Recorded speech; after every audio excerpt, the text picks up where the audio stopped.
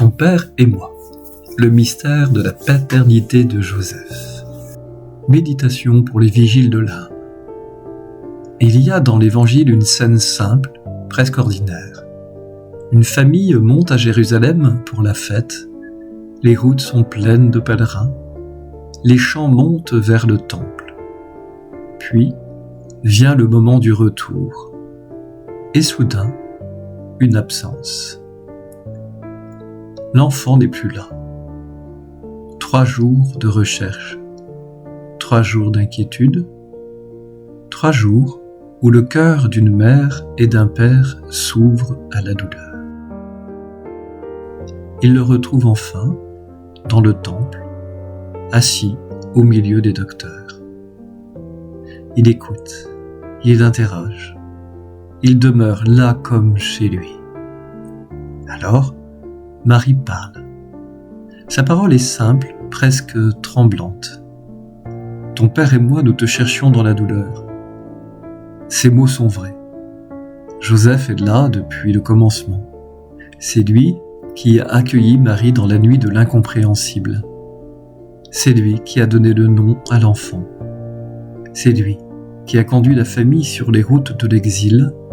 C'est lui qui a veillé sur Jésus dans la maison de Nazareth. Dans le quotidien des jours, dans la poussière des chemins, dans le silence du travail, Joseph est véritablement père.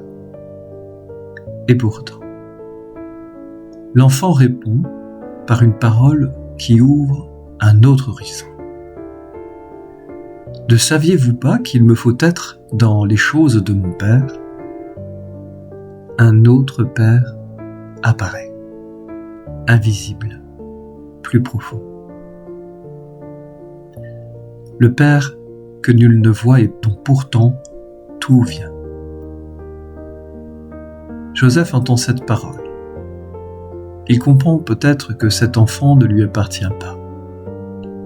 Il l'a reçu, mais il ne le possède pas.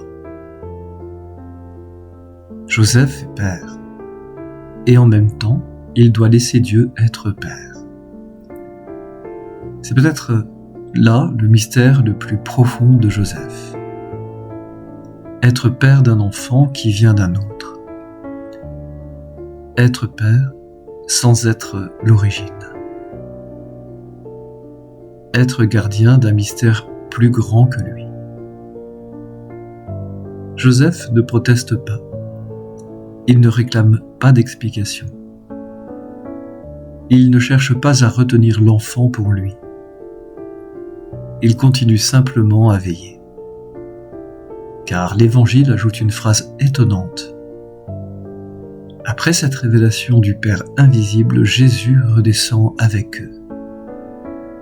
Et il leur est soumis. Le Fils éternel de Dieu se laisse conduire par Joseph.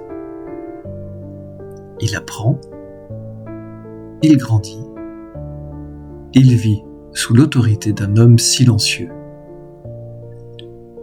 Nazareth devient alors un lieu mystérieux. Le Verbe, par qui tout a été créé, apprend à vivre sous le regard d'un Père terrestre. Mais peut-être y a-t-il encore quelque chose de plus profond, car Joseph ne fait pas seulement place au Père, il en révèle aussi quelque chose. Dans les évangiles, le Père céleste agit toujours dans le secret. On ne le voit pas. On ne l'entend presque jamais. Et pourtant, tout vient de lui. C'est lui qui envoie, c'est lui qui protège, c'est lui qui conduit l'histoire. Joseph agit d'une manière étonnamment semblable. Il ne parle pas, il agit, il veille, il protège l'enfant dans la nuit de Bethléem, il le sauve de la violence d'Hérode, il conduit la famille sur les chemins de l'exil, puis il la ramène dans la discrétion de Nazareth. Toujours présent, toujours silencieux, et puis un jour, il disparaît du récit. Lorsque Jésus entre dans sa mission publique, Joseph n'est plus là. Comme si sa mission était accomplie. Comme si la paternité visible devait se retirer lorsque la paternité invisible commence à se révéler. Joseph n'est pas le père. Mais dans la simplicité de sa vie, il en devient une discrète image, une paternité qui ne s'impose pas, une paternité qui protège, une paternité qui permet à l'autre de grandir jusqu'au moment où il peut marcher seul. Peut-être est-ce pour cela que Dieu lui a confié son fils, parce que Joseph savait aimer sans posséder. Dans le silence de cet homme, Dieu préparait déjà le salut du monde. Car Dieu aime agir ainsi, dans la discrétion, dans l'ombre,